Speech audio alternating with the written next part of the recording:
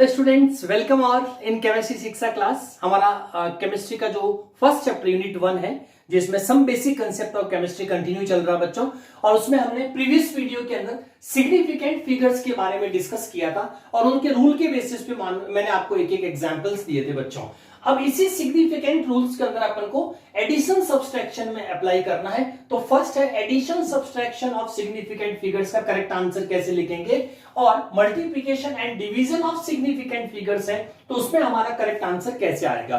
तो देखिए स्टूडेंट्स, इसमें मैंने आपको एग्जांपल दिए। उस एग्जांपल में देखिए, जैसे सपोज आपने डिजिट ली 12.11, 18.0 एंड 1.012 ये डिजिट, इस डिजिट का आपने टोटल किया। ओके, तो टोटल करेंगे तो आपके पास रिजल्ट आया 31.22, कंप्लीट रिजल्ट ये आ गया।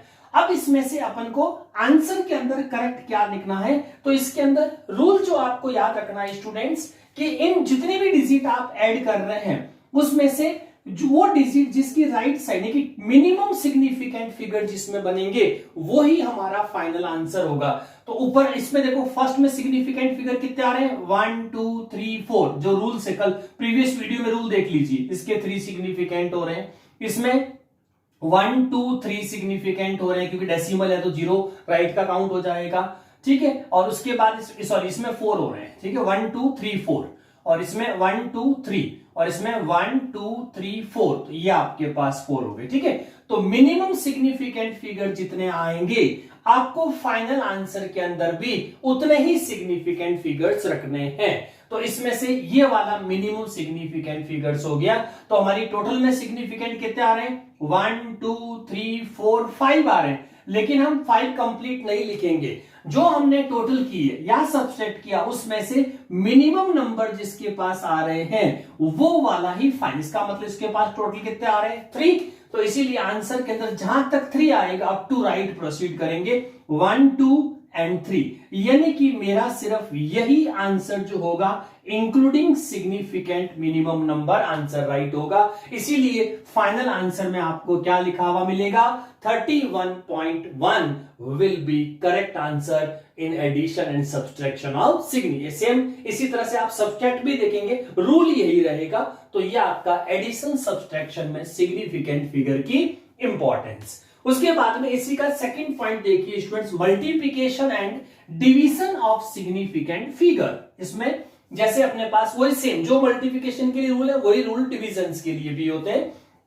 यहां पे स्टूडेंट्स एग्जांपल देखिए, जैसे 2.5 को अपन मल्टीप्लाई कर रहे हैं 1.25 से, तो हमारे पास रिजल्ट आया 3.125, ये हमारा रिजल्ट हो गया। ठीक है, अब इसमें भी वही रूल है, जो डिजिट आपकी मल्टीप्लिकेशन के लिए यूज की जा रही है उसमें से पहले सिग्निफिकेंट फिगर कितने हैं वो देख लीजिए, फिर मिनिमम जिस डिजिट पे सिग्निफिकेंट फिगर्स होंगे वो फाइनल आंसर में कन्वर्ट होगा। तो अब देखो जैसे 1 2, तो इसके पास 2 सिग्निफिकेंट फिगर है, इसके पास 1 2 3, तो ये आपके पास में 3 सिग्निफिकेंट फिगर्स हो गए। Who is having minimum significant, तो ये डिजिट रख रही है आपकी मिनिमम सिग्निफिकेंट फिगर स्टूडेंट्स। ठीक है, सिग्निफिकेंट फिगर्स होंगे, तो इसीलिए आपके फाइनल आंसर्स के अंदर हमेशा बच्चों इस 2 डिजिट तक ही कंसीडर होगा। तो यानी कि टोटल ये आया तो इसके पास 2, तो मिनिमम 2 कहां आ जाएंगे, हमेशा आपको राइट की तरफ जाना 1 2, तो ये आपका जो इसके अंदर फाइनल आंसर आपका मल्टीप्लिकेशंस में देखिए बच्चों, तो हमारे पास आंसर्स के अंदर 3 पॉइंट यहां पे जो आंसर लिखेंगे तो ये जो फर्स्ट 2 डिजिट आपको दिख रही है यही हमारा फाइनल आंसर हो जाएगा। यानी कि इसका फाइनल आंसर जो होगा वो बच्चों 3.1, क्योंकि इन दोनों मल्टीप्लिकेशन में सबसे कम डिजिट यानी कि मिनिमम जो डिजिट आ रही वो सिग्निफिकेंट्स में 2.5 है। इसमें अगर 3 4 मल्टीप्लिकेशन भी हो तो जो मिनिमम डिजिट होगी वहां तक कंसीडर होगा। लेस डिजिट को अनसर्टेन मानते हुए आप लेफ्ट कर देंगे। तो ये बच्चों significant rules in case of addition subtraction and multiplication and division of significant figure. Yes students, next point, significant figures के अंदर ही हम राउंडिंग ऑफ द नंबर्स भी करना जरूरी है। ये भी आपको सिग्निफिकेंट फिगर्स में ध्यान रखना है। तो किसी भी डिजिट को राउंडिंग ऑफ द नंबर्स कैसे करेंगे, तो उसमें कुछ स्पेसिफिक रूल्स है, तो ध्यान से देखिए उस रूल को और एग्जांपल से समझिए।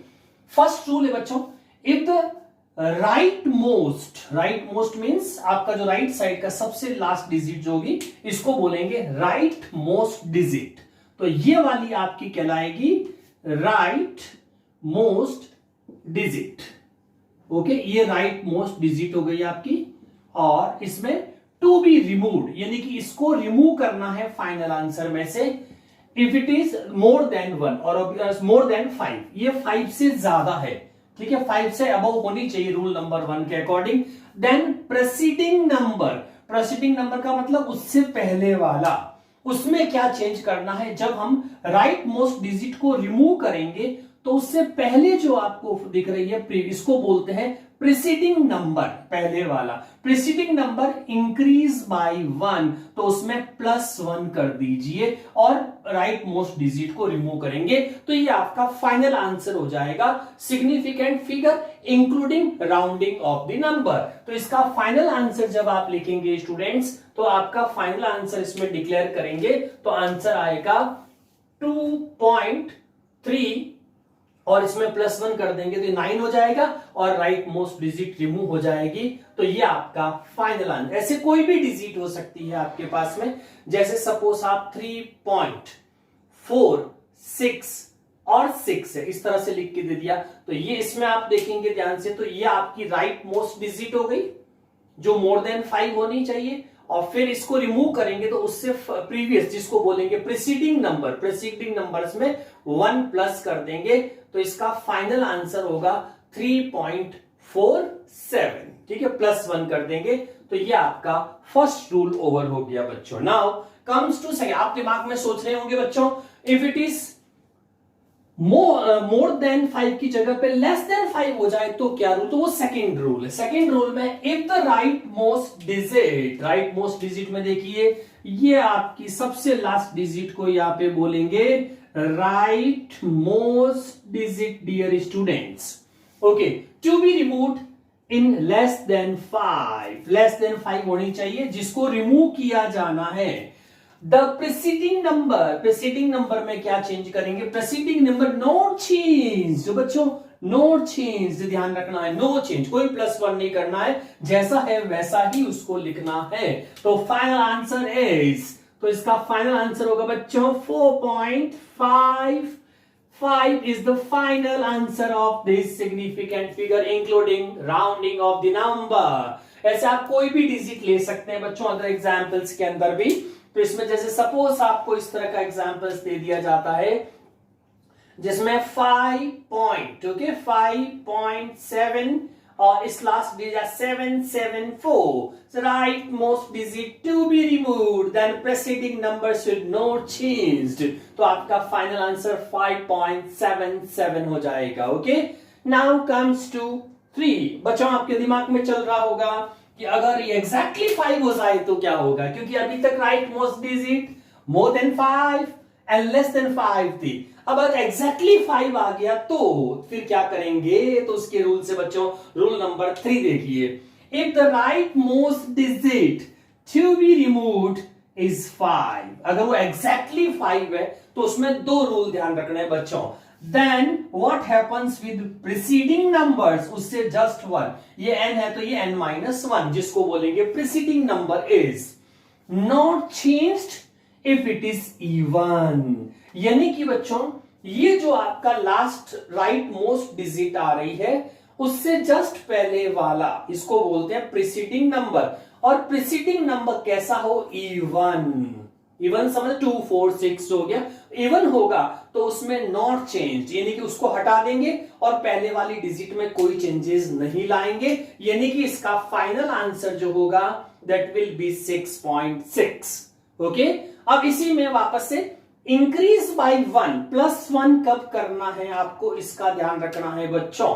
तो increase by 1 if it is odd, है ना, ऑड में ध्यान रखना है। तो सबसे पहले तो right most digit is 5, preceding number is 7, it is odd so 5 is removed but in preceding number increase by 1, यानी कि इसके अंदर आपको +1 करना है। इसीलिए फाइनल आंसर जो स्टूडेंट्स आपका आएगा वो 6.8 8 आपका फाइनल आंसर होगा डियर स्टूडेंट्स। तो ये आपके सारे rounding off numbers including significant figure. Yes students, next हमारा हेडिंग इसमें डायमेंशनल एनालिसिस, यानी कि इसमें अपन कोई भी मेजरमेंट को एक यूनिट से दूसरी यूनिट में कन्वर्ट करते हैं, तो इसमें कहलाएगा कन्वर्ट मेजरमेंट, ठीक है, units from one system to another. किसी दूसरे सिस्टम में अगर कन्वर्ट करना हो तो उसको अपन डायमेंशनल एनालिसिस बोलेंगे स्टूडेंट्स। और मेथड को फैक्टर लेबल मेथड भी कह सकते हैं, या उसको यूनिट फैक्टर मेथड्स भी बोल सकते हैं, या फिर उसको डायमेंशनल एनालिसिस भी कह सकते हैं, क्योंकि अपन 1 से डिवाइड करते उसको यूनिट फैक्टर मेथड्स बोलेंगे। और लेबल मींस जितना अपन को उस पे मार्क्ड है स्टैंडर्ड्स।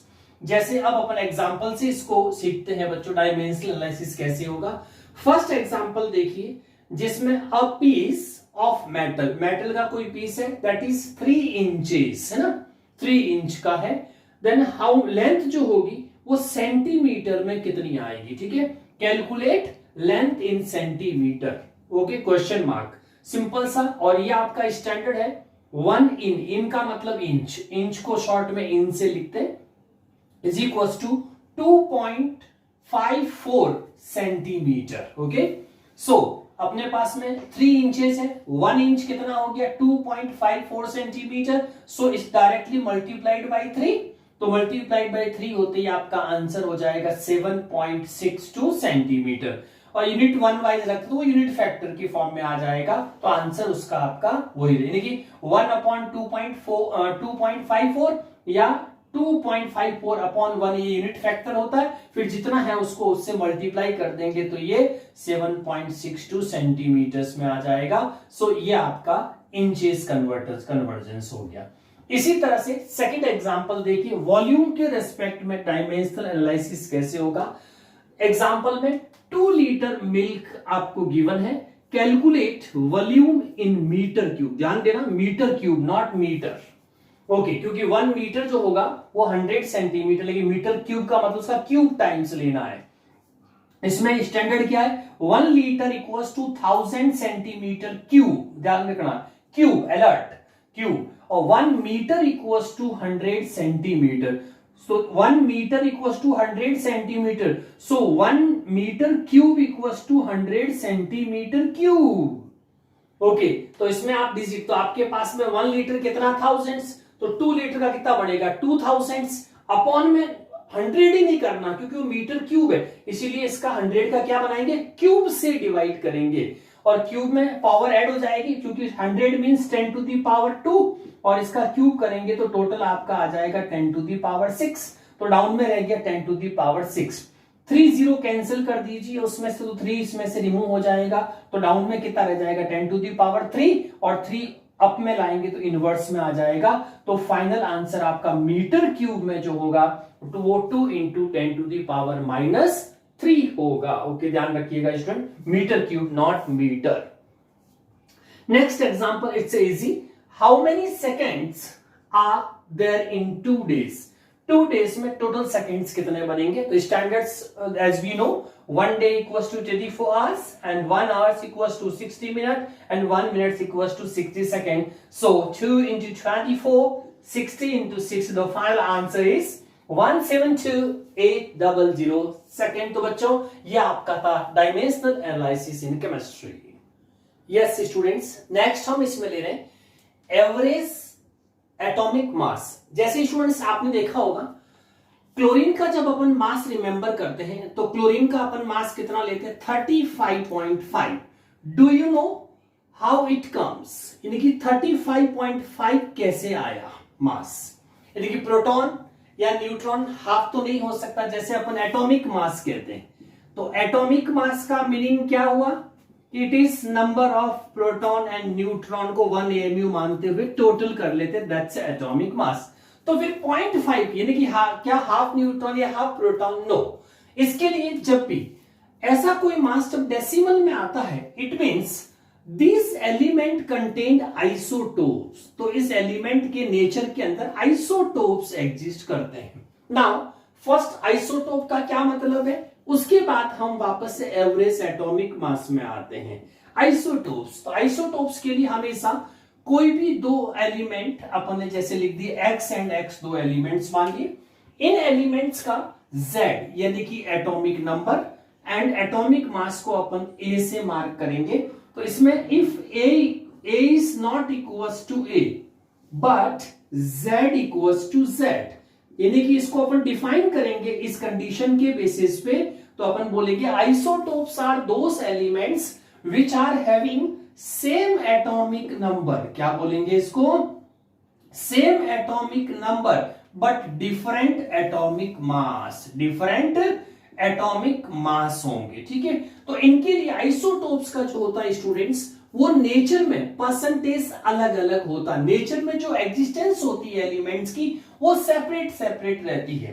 तो इसमें जैसे सपोज आप देखेंगे हाइड्रोजन, ड्यूटेरियम, ट्रिटियम, तो एटॉमिक नंबर 1 लेकिन इनके मास 1 2 3 रहेंगे। ठीक है, इसी तरह से आपके पास में जैसे ऑक्सीजन का ले लीजिए आप, तो ऑक्सीजन में आपको इसी तरह से फिर से आइसोटोप्स मिल जाएंगे, और ऑक्सीजन में आपको 16 17 18 है ना, तो इसका एटॉमिक नंबर तो 80 रहेगा आपका, और आइसोटोप्स इसके जब लेंगे तो उसमें आ जाएंगे बच्चों आपका 16 17 एंड 18। इसी तरह से जब क्लोरीन के आइसोटोप्स देखेंगे नेचर के अंदर, तो Cl एटॉमिक नंबर 17 और एटॉमिक मास जो होता है वो आपका 35 एंड 37। ये और भी बहुत सारे कार्बन के भी ले लीजिए आप, कार्बन में भी आपका एटॉमिक नंबर 6 हो जाएगा, 12 13 एंड 14। ये कुछ स्पेसिफिक अपन ने एग्जांपल्स दिए। अब इसमें स्टूडेंट एक एग्जांपल अपन एक्सप्लेन कर रहे हैं, how the chlorine mass become 35.5, ये अपन को प्रूव करना है। तो यहाँ पे कुछ बच्चे ये सोच लेते हैं कि इन दोनों को प्लस करके एवरेज तो 36, दैट्स रॉन्ग, वो नहीं होगा बच्चों इसमें। तो यहाँ पे एक अलग से मेथड होता है जो एवरेज एटॉमिक मास निकालने के लिए कैलकुलेशन होती है, जो स्पेशली आइसोटोप्स के लिए होती। अब आइसोटोप्स का एवरेज एटॉमिक मास मींस इनकी नेचुरल, नेचर में ये जो आइसोटोप्स होते सारे नेचर में एग्जिस्ट कर रहे हैं, तो उसमें से जैसे क्लोरीन 35 और क्लोरीन 37, आपने कहीं से किसी पर्टिकुलर एयर से Cl2 का जब सैंपल, एयर का सैंपल लिया, उस सैंपल का जब एनालिसिस किया तो उसमें आपको रेशियो मिला, जैसे इसको बोलेंगे percentage of natural abundances. Natural abundances it means कि जब आपने क्लोरीन 35 और क्लोरीन 37 का एनालिसिस किया, नेचर में से सैंपल लेके Cl2 का, या आपने कोई भी क्लोरीन गैस का सैंपल लिया, उसमें आपको रेशियो मिला 3:1, यानी कि हर 4 क्लोरीन में से 3 क्लोरीन 35 वाली थी और 1 क्लोरीन आपकी 37 वाली थी, यानी कि कोई भी पॉइंट वाला नहीं है ये सारे। और इसका जो नेचुरल अबेंडेंस में इसकी जो एग्जिस्टेंस है नेचर में उस पर्टिकुलर वॉल्यूम्स के अंदर, तो 3:1 का रेशियो मिला। अब इस नेचुरल अबेंडेंसेस की हेल्प से ही हम एवरेज एटॉमिक मास कैलकुलेट करते हैं। तो आप सीखते हैं स्टूडेंट्स इसके अंदर अपन किस तरह से इस नेचुरल अबेंडेंसेस के बेसिस पे अपन जो है वो मास को कैलकुलेट करेंगे। तो इसके लिए आपको स्टूडेंट्स एक स्पेसिफिक फॉर्मूला याद रखना है, और उस फॉर्मूले के बेसिस पे आप गिवन नेचुरल अबेंडेंसेस और गिवन मास के बेसिस पे आप उसका एवरेज एटॉमिक मास निकालेंगे, and that is only for those elements which are having isotope. तो याद रखना है एवरेज एटॉमिक मास स्टूडेंट्स उन्हीं का कैलकुलेट करते हैं जिनके आइसोटोप्स नेचर में एग्जिस्ट करते हो और हमको उसकी नेचुरल अबेंडेंसेस दे रखी हो। बहुत ही इंपॉर्टेंट क्वेश्चन है बच्चों, स्पेशली जेई नीट के लिए ध्यान रखिएगा, एमसीक्यूज बहुत अच्छे बनते हैं इसके। तो स्टूडेंट्स क्लोरीन का प्रूव करते हैं अपन। तो क्लोरीन के केसेस में देखिए अब स्टूडेंट, ये क्वेश्चन है 17 इनका एटॉमिक नंबर है, 35 एटॉमिक मास, 37 एटॉमिक मास, और इसका जो नेचुरल अबेंडेंसेस होता है डियर स्टूडेंट्स वो 3:1, या कई बार एग्जाम में ऐसा लिखा आ जाएगा 75:25%। परसेंटेज में है तो भी आप अपॉन 100 यानी कि 100 कैंसिल, तो 75:25 का रेशियो लेंगे तो वापस यही आएगा। इसको बोलते हैं नेचुरल अबेंडेंसेस, नेचर में जो एग्जिस्ट करेगी नेचुरल अबेंडेंसेस, ये हमको गिवन होगा। ठीक है, अब अपन इसमें क्या करेंगे स्टूडेंट्स, जो भी, तो एवरेज एटॉमिक मास, तो क्लोरीन का जब अपन एवरेज एटॉमिक मास कैलकुलेट करेंगे तो that is average atomic mass of chlorine.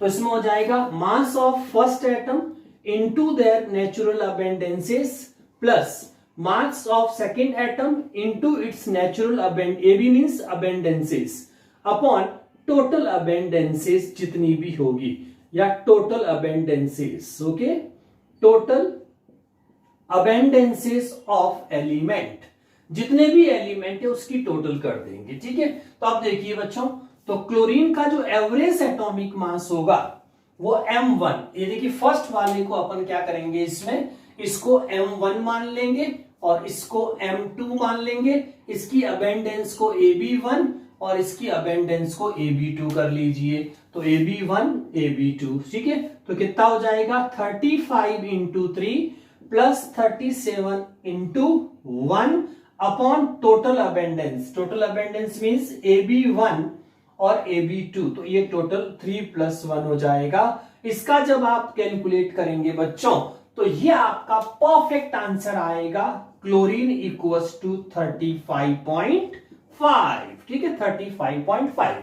Okay, इस तरह से आप कोई भी क्वेश्चंस बना सकते हैं या क्वेश्चन गिवन हो सकता है। जैसे मान लीजिए स्टूडेंट्स आपको x और x दो एलिमेंट्स दे दिए और इनके एटॉमिक नंबर कोई भी आपको गिवन हो सकता है उसमें, जैसे मान लीजिए सपोज 292 और एक का आपका 294 और नेचुरल अबेंडेंसेस में 80% एंड 20% दे दिया, what will be average atomic मास। तो सिंपल सा सेम रूल फॉलो करना है, 292 294 तो आपके क्या हो जाएंगे m1 m2 और थर्ड भी है तो वो 3 हो जाएगा, साथ में नीचे a भी 3 हो जाएंगे, तो 80 और 20 है, तो इसका जब 80 और 20 का रेशियो निकालेंगे बच्चों, तो ये आपका 4:1 सिंपलेस्ट, पहले सिंपलेस्ट रेशियो निकाल दीजिए 4:1, ओके।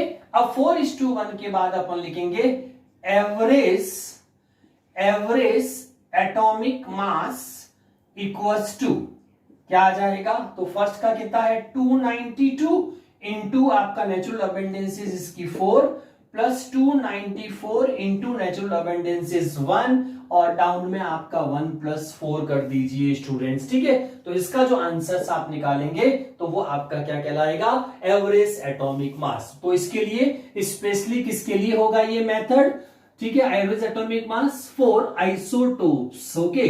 तो जिन सब्सटेंस के या जिन एलिमेंट्स के आइसोटोप्स होते हैं बच्चों, उस आइसोटोप्स के लिए हमेशा आपका एवरेज एटॉमिक मास यूज होगा, जिसमें अपन को नेचुरल अबेंडेंसेस का रोल इंपॉर्टेंट इसमें प्ले करवाना है। तो ये आपके पास में फाइनल फॉर्मूला हो जाएगा, जिससे आप कोई भी क्रिएटिव क्वेश्चंस भी आता है और आपको अगर ऐसा इसमें थर्ड भी आ जाता है तो उसमें कोई फर्क नहीं पड़ेगा, x1 x2 x3, ये आपके पास 3 एलिमेंट्स है, तो उसमें नेचुरल अबेंडेंसेस में ab1 ab2 ab3 ये कर देंगे, तो यहाँ m1 ab1 plus m2 ab2 plus m3 ab3 and down में आ जाएगा ab1 ab2 ab3, तो उसका जो आंसर होगा वो कहलाएगा average atomic mass, and this is the best method to calculate average atomic mass, okay. इसीलिए हम क्लोरीन का इसमें बच्चों 35.5 यूज करते हैं। तो ये था बच्चों आपका average atomic mass calculation for isotopes. तो स्टूडेंट आज का हमने एवरेज एटॉमिक मास तक स्टडी किया, इसको वापस से रिवाइज करिएगा, प्रैक्टिस करिएगा। Thank you for joining.